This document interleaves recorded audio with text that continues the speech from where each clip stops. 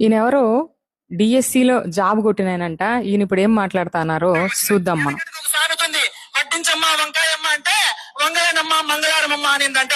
ఆ విధంగా 2029 నుంచి 2024 డిఎస్సీలో లేకుండా ఏ అదిగో డిఎస్సి ఇదిగో ఈయన ఎవరో నాకు తెలియదు, కానీ బ్రదర్ నువ్వు అసలు school టీచర్వేనా?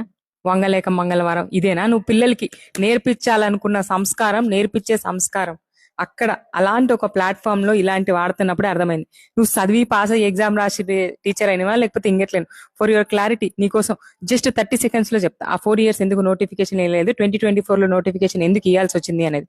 First of all 19 to first 2 years ఏవైతే ఉన్నాయో అవి కోవిడ్ లో పోయినాయి.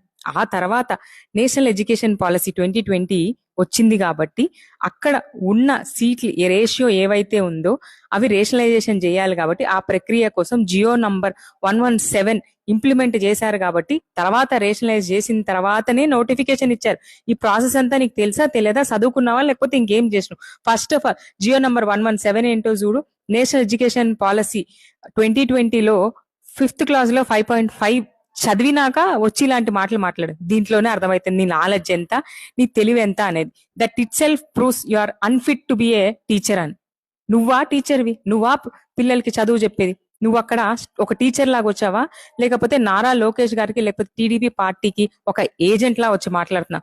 ఆ ఇప్పుడు చెప్పండి ఎందుకు ఇవ్వలేదు అన్నదానికి. అదేం జగన్మోహన్ రెడ్డి గారు తెచ్చిన పాలసీ కాదు, సెంట్రల్ గవర్నమెంట్ ఇచ్చిన పాలసీ.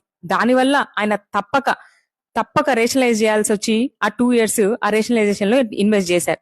ఈ మాత్రం తెలివిన వాళ్ళంతా గవర్నమెంట్ టీచర్లు అయిపోతారు, మాకు కర్మ కాకపోతే.